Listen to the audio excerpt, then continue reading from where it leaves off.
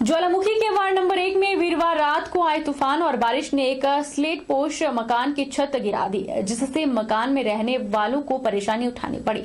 Ward 1 के घर की महिला सरोज देवी ने बताया कि जब छत गिरी तब घर के अंदर कोई नहीं था, सभी बाहर सो रहे थे और देर रात जब उन्होंने घर के अंदर जाने की वे सोच रहे थे तभी छत गिर गई। सरोज देवी ने बताया कि उनका कम से कम 25,000 का नुकसान हुआ है। महिला के बेटे विशाल ने बताया कि वार्ड और पटवारी को सुबह ही मौके पर आने को कहा था, दोपहर 3 बजे तक कोई नहीं आया था। रात को अपना मौसम खराब होने की वजह से हमारी जो मकान की छत है वो गिर चुकी थी। तो रात को वैसे बारिश हो रही है, हम वैसे भी सारे घर के बाहर सोते हैं। अभी पिछले महीने डैडी जी की डेथ हुई थी, तो इसकी वजह से हम बाहर सोते हैं। तो मौसम खराब होने की वजह से हम कमरे में चले गए। तो जैसे ही हम कमरे में चले गए तो उसके 15-20 मिनट बाद मकान की छत गिर चुकी थी। उसकी वजह से काफ़ी ज़्यादा नुकसान हुआ हमारा, तो बहुत ज़्यादा हादसा हुआ हमारा। और हमने प्रशासन से मदद मांगी, तो सुबह से 7 बजे तक बोला था, तो शाम के 5 बजे तक कोई भी नहीं देखने आया था।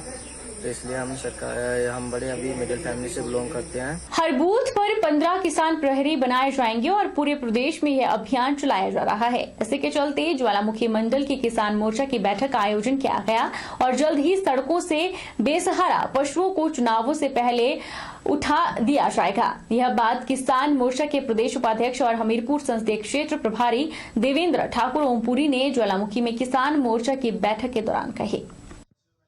6-7 दिनों से ऊना जिला से होकर के और देहरा में प्रवेश किया है। हम हर मंडल की बैठकें हो रही है।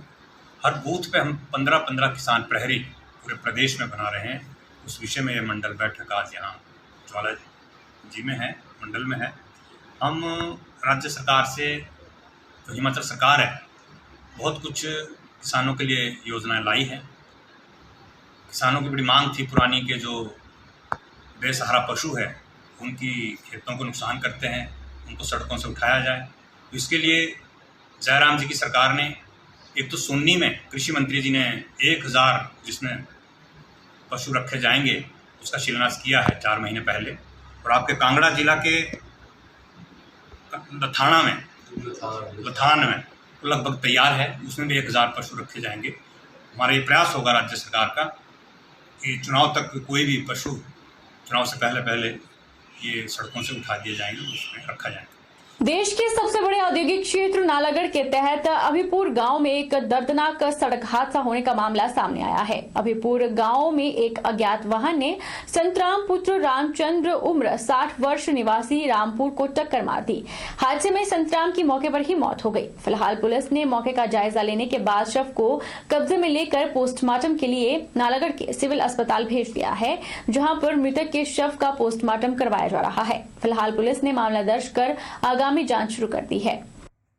चाचा जी लगते थे उनकी 60 के करीब आइडिया तो सर कुछ नहीं पता। इसमें रात को गए थे उधर नज़दीक में, वहाँ पे सुबह लगा पता। हाँ जी, गाड़ी के साथ ही हुआ था, नहीं पता लगा। हाँ जी, हमने तो सवेरे देखा सर, रात को कुछ नहीं। प्रसिद्ध शक्तिपीठ ज्वालामुखी मंदिर में आषाढ़ मास की गुप्त नवरात्रि मनाई जा रही है और अब श्रावण मास भी शुरू हो गया है। इन्हीं गुप्त नवरात्रों के आषाढ़ शुक्ल पक्ष की अष्टमी के दिन वर्षों से चली आ रही परंपरा के अनुसार मां ज्वाला प्रकट उत्सव शनिवार को मनाया गया। मान्यता है कि मां ज्वाला इसी दिन इसी स्थान पर ज्योति के रूप में प्रकट हुई थी। प्रकट उत्सव के दौरान मंदिर के पुजारियों द्वारा विशाल भंडारे का आयोजन किया जाता था, लेकिन इस बार कोरोना महामारी के कारण भंडारा स्थगित कर दिया गया है और साधारण रूप से ही जन्मदिन मनाया जा रहा है। 9 दिन तक चलने वाले गुप्त नवरात्रों का समापन भी 18 जुलाई को पूर्णाहुति के साथ किया जाएगा। माता ज्वाला के प्रकट उत्सव पर पुजारी वर्ग द्वारा विधिवत पूजा अर्चना और 56 भोग लगाकर सूक्ष्म और साधारण तरीके से माता का जन्मदिन मनाया गया।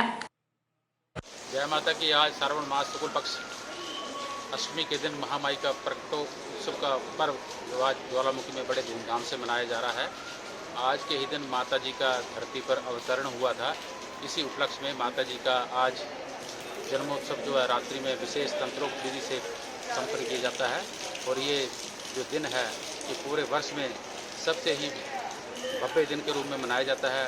कोविड करके प्रोटोकॉल करके थोड़ा इसमें अभी बंदिशें हैं, लेकिन अभी जो पूजा पद्धति के अनुसार बाद माता जी का जो है वो पूजन आज रात्रि को 12 बजे विशेष रूप में किया जाएगा और माता से हम प्रार्थना करेंगे कि महामाई ये जो विश्व में जो संकट आए हुआ इसका विनाश करे। हिमाचल प्रदेश के शक्तिपीठ नैना देवी में आषाढ़ मास के गुप्त नवरात्रों के अष्टमी पूजन धूमधाम से किया गया। पंजाब, हिमाचल, हरियाणा, दिल्ली और अन्य प्रदेशों से श्रद्धालु माता के दर्शनों के लिए पहुंचे। अष्टमी के इस पावन उपलक्ष्य पर जहां पर माता की पूजा अर्चना की, वहीं माता का शुभ आशीर्वाद भी प्राप्त किया।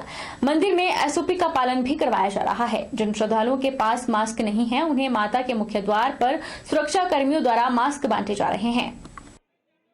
मां नैना देवी की अपार कृपा से माता जी के आषाढ़ शुक्ल पक्ष नवरात्र की आज दुर्गा अष्टमी महाअष्टमी है। इस उपलक्ष्य में माता जी का विधिवत पूजन, जप, अनुष्ठान, पाठ, पूजा अर्चना आदि आगंतुकों के कल्याण के लिए, तीर्थयात्रियों की सुख समृद्धि के लिए समस्त पुजारी वर्ग द्वारा एवं मंदिर न्यास के सौजन्य से की विधिवत रूप से किया जा रहा है, ताकि प्रत्येक तीर्थयात्री को भगवती मां नैना देवी का आशीर्वाद प्राप्त हो। प्रत्येक तीर्थयात्री आगंतुक भगवती मां नैना देवी की अपार कृपा से सुख समृद्धि का आशीर्वाद लेकर यहाँ से जाए। आज अष्टमी है और हर एक श्रद्धालु को बगैर मास्क से हम अंदर नहीं भेज रहे हैं। जिसके पास नहीं है उसको हम गेट पर ही दे रहे हैं। जय माता। छोटी काशी मंडी में श्रावण मास में श्रद्धालु शिव मंदिरों में भगवान शिव के विभिन्न रूपों के दर्शन करने के लिए पहुंच रहे हैं। वहीं प्राचीन महामृत्युंजय मंदिर में श्रद्धालुओं के लिए खीर भंडारे का आयोजन किया गया। 16 जुलाई से भगवान शिव के प्रिय मास यानी कि श्रावण मास की शुरुआत हो गई है। मान्यता है कि श्रावण मास के दौरान भगवान शिव के दर्शन करने से मनोवांछित फल की प्राप्ति की जा सकती है। श्रावण मास के दौरान छोटी काशी मंडी के शिव मंदिरों में भारी संख्या में श्रद्धालु दर्शन करने के लिए पहुंच रहे हैं और भगवान शिव की आराधना कर रहे हैं। वहीं प्राचीन महामृत्युंजय मंदिर में भी श्रद्धालुओं ने श्रावण मास के अवसर पर भगवान शिव के दर्शन किए और उनका आशीर्वाद ग्रहण किया। मंदिर में श्रद्धालुओं के लिए खीर के भंडारे का भी आयोजन किया गया और श्रद्धालुओं ने बड़ी ही आस्था पूर्वक खीर का प्रसाद ग्रहण किया। वहीं मंदिर के पुजारी दीपक शर्मा ने बताया कि कोरोना नियमों को ध्यान में रखकर श्रद्धालुओं को दर्शन करवाए जा रहे हैं और सामाजिक दूरी का सही तरीके से पालन किया जा रहा है। हर वर्ष की भांति इस साल भी सावन महीने में महामृत्युंजय मंदिर में खीर के भंडारे का आयोजन किया गया हुआ है। पिछले साल कोरोना करके हुआ नहीं था। इस साल कोरोना करके सरकार के दिशा निर्देशानुसार जो सरकार ने गाइडलाइन जारी की है उसके तहत हम खीर का भंडारा कर रहे हैं। 2 गज की दूरी रखी गई है, सभी को मास्क लगाने के लिए कहा गया है और जातिवार भक्तों को हम खीर दे रहे हैं, आतिवार नहीं दे रहे हैं, ताकि मंदिर में जो है भीड़ ना हो ज़्यादा एकत्रित। उस वजह से ऐसे भी सावन महीने में खीर का बहुत महत्व है। शिव भगवान जी का प्रिय महीना है सावन महीना, भक्तों का तांता ऐसे भी शनिवार को लगा ही होता है मंदिर में। सावन मास करके आजकल ज़्यादा हो रहा है खीर करके भी, और प्रशासन के साथ साथ लोगों का भी हमें सहयोग मिल रहा है बहुत ज़्यादा खीर के भंडारे के लिए। तो मेरी यही प्रार्थना है सबसे कि अधिक से अधिक मात्रा में मंदिर में आएँ, प्रसाद ग्रहण करें और भगवान से यही प्रार्थना करता हूँ कि इस बीमारी को ख़त्म करें और संसार में शांति दें। मेरा हाल बुलेटिन में इतना ही। आप देखते रहिए HP 24/7।